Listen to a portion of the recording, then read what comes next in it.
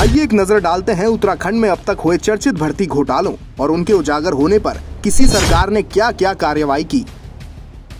वर्ष 2000 में पृथक राज्य बनने के 2 साल बाद हमारे प्रदेश की पहली निर्वाचित सरकार के कार्यकाल में ही भर्ती घोटालों की शुरुआत हो चुकी थी। वर्ष 2002 में पौड़ी में हुई पटवारी भर्ती परीक्षा में जिन अभ्यर्थियों ने आवेदन पत्र ही नहीं भरे थे, उनका भी चयन कर लिया गया। इस घपले में तत्कालीन जिलाधिकारी SK लांबा की भूमिका पर सवाल उठे तो मुख्यमंत्री ND तिवारी ने उन्हें तत्काल प्रभाव से निलंबित कर दिया था। IAS अफसर पर हुई इस कार्रवाई से पूरे देश की IAS लॉबी में हलचल मच गई थी। लॉबी के दबाव में आए बगैर सरकार ने बाद में उन्हें बर्खास्त कर दिया था। देश भर में किसी भर्ती घोटाले में ये IAS अफसर की पहली और अंतिम बर्खास्तगी है। लेकिन जांच में ये भी सामने आया था कि राजनेताओं की मिलीभगत भी इसमें थी, लेकिन उन पर कोई एक्शन नहीं हुआ। वर्ष 2002 में ही दरोगा भर्ती में भी धांधली सामने आई। 253 पदों के लिए दरोगा की भर्ती IIT रुड़की ने कराई थी। इसमें 2598 युवाओं ने रिटर्न क्वालिफाइड किया और 1493 इंटरव्यू के लिए गए थे। इसके बाद 253 की मेरिट बनी। मेरिट बनते ही गड़बड़ी शुरू हो गई। साल 2002 में ही रिजल्ट जारी हुआ। इसमें कई युवा अच्छे प्रदर्शन के बाद बाहर हो गए और नाराज होकर हाई कोर्ट पहुंच गए थे। तब शासन ने हाई कोर्ट से CBI जांच कराने की अनुमति ली थी।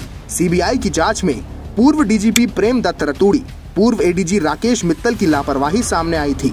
खुलासा हुआ कि 7 युवाओं को नियम ताक में रखकर भर्ती किया गया था।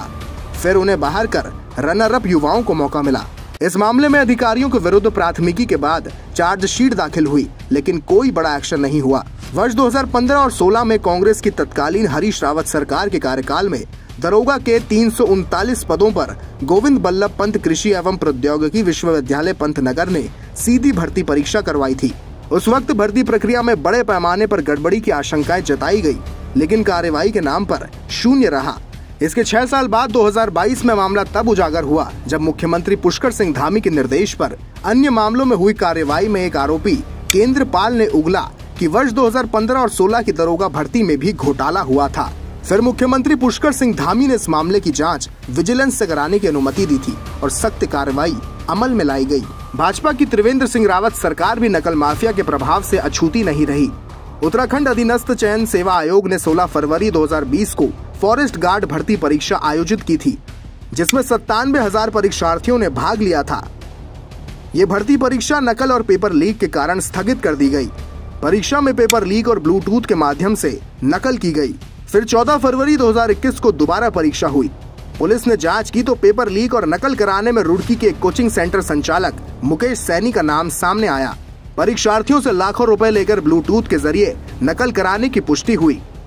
इस मामले में अभी तक रुड़की में 8 और पौड़ी में 3 लोगों के खिलाफ FIR दर्ज की गई। इसके अलावा उत्तराखंड अधीनस्थ सेवा चयन आयोग द्वारा दिनांक 6 मार्च 2016 को ग्राम पंचायत विकास अधिकारी चयन परीक्षा करवाई गई, जिसमें भी जमकर धांधली हुई। इन मामलों में 2022 में मुख्यमंत्री पुष्कर सिंह धामी के निर्देश पर विशेष जांच दल SIT का गठन किया गया था, जिसने सेवानिवृत्त भारतीय वन सेवा अधिकार RBS रावत सहित कई अधिकारियों को गिरफ्तार किया था। RBS रावत इस परीक्षा के वक्त उत्तराखंड अधीनस्थ सेवा चयन आयोग परीक्षा के अध्यक्ष थे। उत्तराखंड में भर्ती परीक्षाओं में धांधली का सबसे बड़ा जिन्न उत्तराखंड अधीनस्थ सेवा चयन आयोग द्वारा जुलाई 2021 से दिसंबर 2021 के बीच आयोजित तीनों भर्ती परीक्षाओं में नकल के रूप में सामने आया। ये वो दौर था जब भाजपा हाईकमान ने पुष्कर सिंह धामी को मुख्यमंत्री की कुर्सी सौंपी थी। इसे एक तरह से सत्ता हस्तांतरण का संक्रमण काल भी माना जा सकता है। ठीक इसी वक्त आयोग ने 13 सरकारी विभागों के लिए समूह ग स्नातक स्तर के 916 पदों, सचिवालय रक्षक के 33 पद और वन दरोगा के 316 पदों के लिए परीक्षा कराई थी, जिनमें तकरीबन 2.5 लाख अभ्यर्थी शामिल हुए थे। तीनों परीक्षाओं के परिणाम भी जारी हुए और सफल अभ्यर्थियों के शैक्षणिक दस्तावेजों की जांच कर उन्हें नियुक्तियां भी मिल गई। लेकिन बाद में पता चला कि इन परीक्षाओं में पेपर लीक और नकल कराई गई थी। इन 3 परीक्षाओं के आयोजित होने के 6 महीने बाद 22 जुलाई 2022 को उत्तराखंड बेरोजगार संघ ने मुखर होकर भर्ती परीक्षा में धांधली की शिकायत मुख्यमंत्री पुष्कर सिंह धामी से की। इस पर मुख्यमंत्री ने तत्कालीन पुलिस महानिदेशक अशोक कुमार को भर्ती की जांच कराने का आदेश दिया। उनके आदेश पर रायपुर थाने में मुकदमा दर्ज किया गया और प्रकरण की विवेचना STF को सौंपी गई।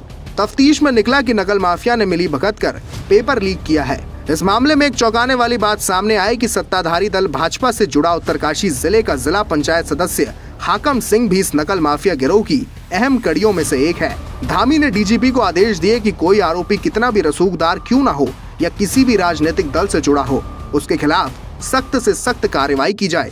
सीएम की सख्ती के बाद जेल की सलाखों के पीछे पहुंचे हाकम समेत अधिकांश आरोपियों पर गैंगस्टर और रासुका के तहत कार्रवाई की गई।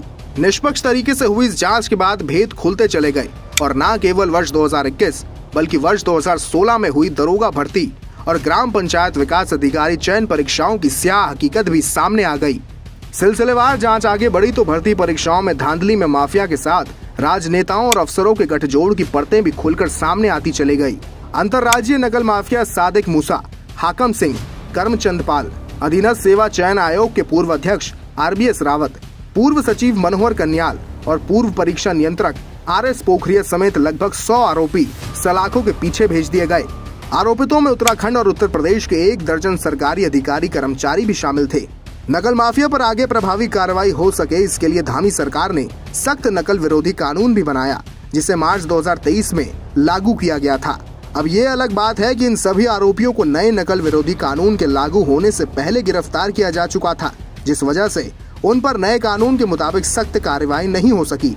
लेकिन अब हाल के नए प्रकरण में फिर से गिरफ्तार हुए नकल माफिया हाकम सिंह और अन्य सभी आरोपियों पर कठोर नकल विरोधी कानून के तहत मुकदमा दर्ज किया गया है।